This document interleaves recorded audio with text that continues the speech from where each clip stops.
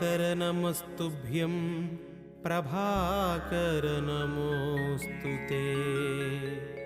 सप्ताश्वरथमारूढं प्रचण्डं कश्यपात्मजं श्वेतपद्मधरं देवं तं सूर्यं प्रणमाम्यहम्। लोहितं रथमारूढं सर्वलोकपितामहं